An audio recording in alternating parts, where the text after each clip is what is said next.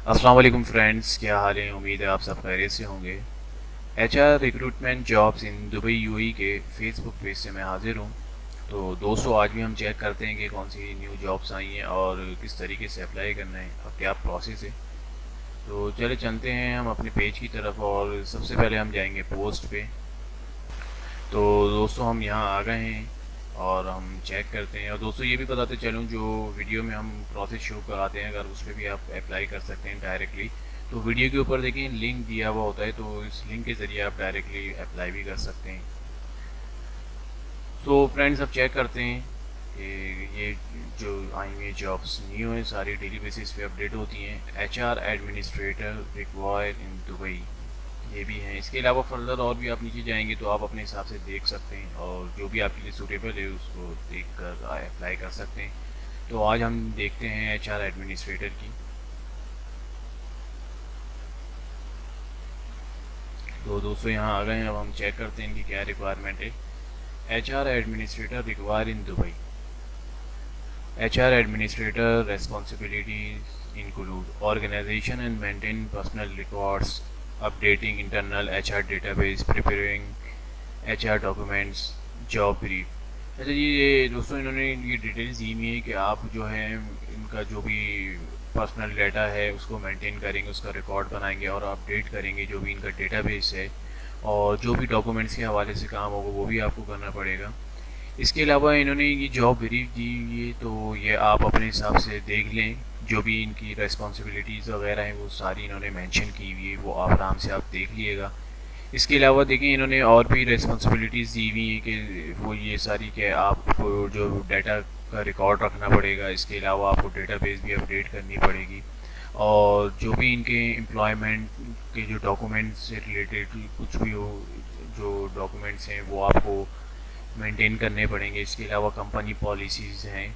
इसके अलावा फर्दर आप ये देखें, काफ़ी इनकी रिक्वायरमेंट हैं, तो वो आप चेक कर लीजिएगा। और जो असल जो इनकी इन्होंने जो मेंशन किया हुआ है कि इनके आपके पास क्या क्या होना चाहिए, तो इन्होंने रिस्पॉन्सिबिलिटीज़ बताई हुई हैं कि अगर आप हायर होते हैं तो आपको ये संभालनी पड़ेंगी।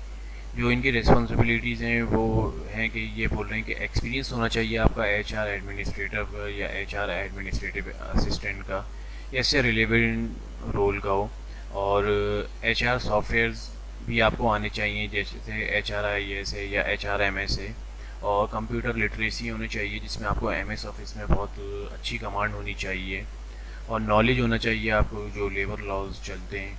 और आपके फ़ोन, ईमेल और पर्सनल जो भी कम्युनिकेशन स्किल्स हैं वो भी अच्छी होनी चाहिए। और BS होना चाहिए आपका ह्यूमन रिसोर्स में या इससे रेवेलेंट जो भी फील्ड है उसमें होना चाहिए। ये आपके पास लाजमी होने चाहिए, देन आप अप्लाई कर सकते हैं। आपके पास ये एक्सपीरियंस भी है और आप रिस्पॉन्सिबिलिटी संभाल भी सकते हैं। तो अप्लाई करने के लिए बहुत आसान तरीका है। ये देखें, ये लिंक दिया हुआ है, इस लिंक पे जाएंगे हम। और ये भी बताते चलूँ, इन्होंने मंथली सैलरी भी इन्होंने मेंशन की हुई है, 4,000 से 6,000 है। और बाकी बेनिफिट भी दिया हुआ है, एनुअल रिटर्न टिकट, 1 मंथ और वेकेशन है, इंश्योरेंस है, बोनस है और 2 से 5 साल का एक्सपीरियंस हो। तो दोस्तों चलें, मैं आपको बताता हूँ कि किस तरह का अप्लाई करता है। ये देखें, ये लिंक है, इस लिंक पे जाएंगे हम। लेकिन दोस्तों, अब हम आ गए। ये सारी ये वही डिटेल्स लिखी हुई हैं जो थी। तो दोस्तों, जिस तरह ये यहाँ पे अप्लाई का बटन आ है, तो ये यहाँ पे भी अप्लाई का बटन शो होगा आपको। तो आप उस पर क्लिक करेंगे तो ये आपसे 3 ऑप्शन पूछेगा, फेसबुक का पूछेगा, गूगल का पूछेगा या एप्पल का। तो आप गूगल जीमेल के ज़रिए भी लॉगिन हो सकते हैं। सिर्फ आप आईडी डालेंगे तो वो लिंक हो जाएगा। लिंक होने के बाद वो आपको इस तरीके से नज़र आ रहा होगा। एक ये शॉर्ट फॉर्म है, ये कोई इतना लेंथी फॉर्म नहीं है।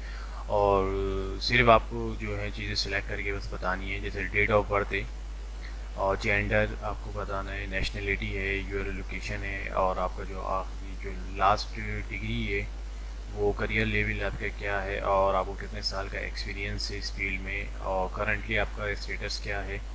सैलरी एक्सपेक्टेशन है, आपका नोटिस पीरियड अगर आप ज्वाइन करते हैं तो कितने टाइम में आप ज्वाइन कर सकते हैं। इसके अलावा वीज़ा स्टेटस आप मेंशन करेंगे जो भी हैं आप। इसके अलावा आप अपनी शॉर्ट समरी डिस्क्राइब कर दिएगा और जो भी स्किल्स हैं वो। उसके बाद आपको जो लाजमी एक काम करना है वो आप अपलोड करनी है आपको अपनी CV।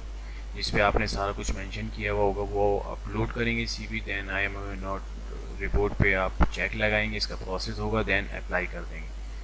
तो दोस्तों ये प्रोसेस था और बहुत ही ईजी तरीका था। और जैसे ही जब उनके पास उस डिपार्टमेंट चली जाएगी और अगर आप शॉर्ट लिस्टेड होते हैं तो वो आपसे खुद कांटेक्ट कर लेंगे, देन जो भी आगे फर्दर प्रोसेस होगा वो आपको पता चल जाएगा। तो दोस्तों ये प्रोसेस था, उम्मीद है आपको समझ में आ गई होगी। तो दोस्तों मुझे इजाज़त दीजिए, अपना ख्याल रखिएगा, बहुत बहुत अल्लाह हाफिज़।